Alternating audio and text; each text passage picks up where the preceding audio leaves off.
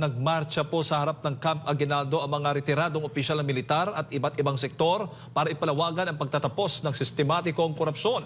Kasabay nito, ang panawagan para sa pagbibitiw ni Pangulong Bongbong Marcos Jr. na anilay simula pa lang ng mas malawak na pagkilos sa kalsada. Narito ang balita ni Sheena Torno.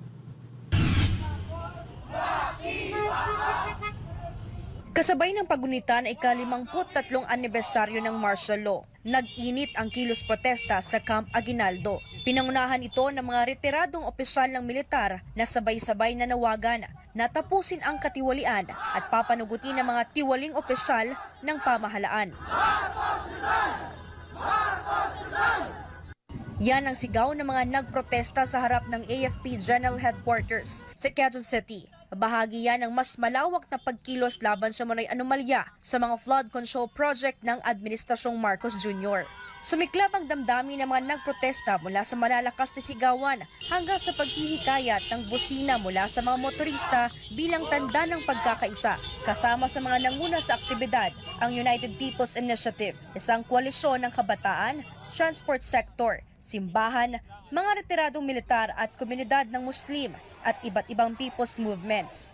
Layunin nilang kalampagin ang pamahalaan sa isyu ng talamak at sistematikong korupsyon sa gitna ng investigasyon ng Senado at Kamara sa kontrobersyal na mga proyekto ng gobyerno.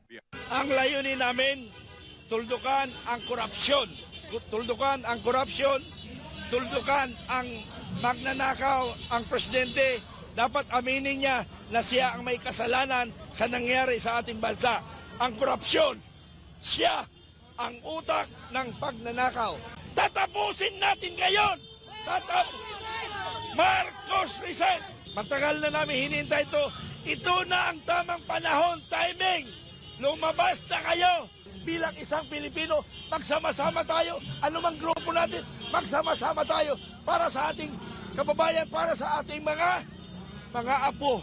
Kabilang sa mga nakisa sa protesta ay ang mga political vlogger na nanawagan na kailangan tanggalin ang ugat ng problema sa Pilipinas at panahon ng lumabas sa kalsada at magmarsya para iparating ang mensahe ng mga ordinaryong mamamayan. Mas pinili rin nila ang mapayapang protesta para iparating ang kanilang saloobin. Ang mga contractor ay pinakamababa na na player dito sa korupsyon na ito. Ang problema sa natin ngayon sa ating gobyerno ay ang sistematikong korupsyon. Ang mga contractors hindi yan nakakapangurap kung walang nagpupunta sa kanila yung mga tao sa House of Representatives. Tayo ay lumalaban, hindi na po paupo, hindi na social media kasi hindi natatakot ang mga politikong ito, itong mga kawatan na ito sa mga post natin.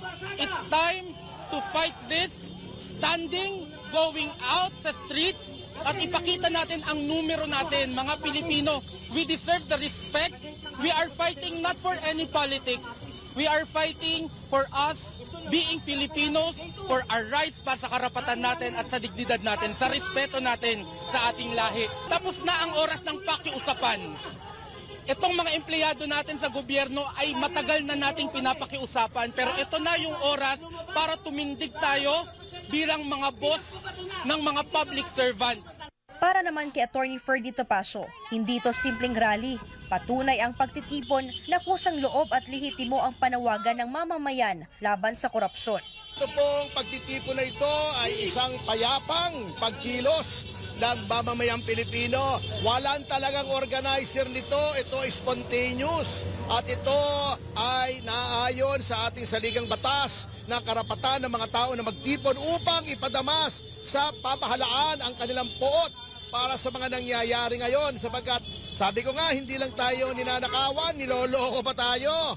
Yung mga solusyong sinasabi nila, puro band-aid solutions, pinalitan yung speaker, investigasyon ng Senado at ng House ay wala pong pinagtutunguhan.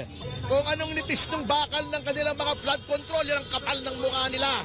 Pero tayo mga taong bayan na, nasa kamay na natin, huwag na nating asahan ang Senado, huwag na nating asahan ang mababang kapulungan. Yan ay mga kasabwat po yan.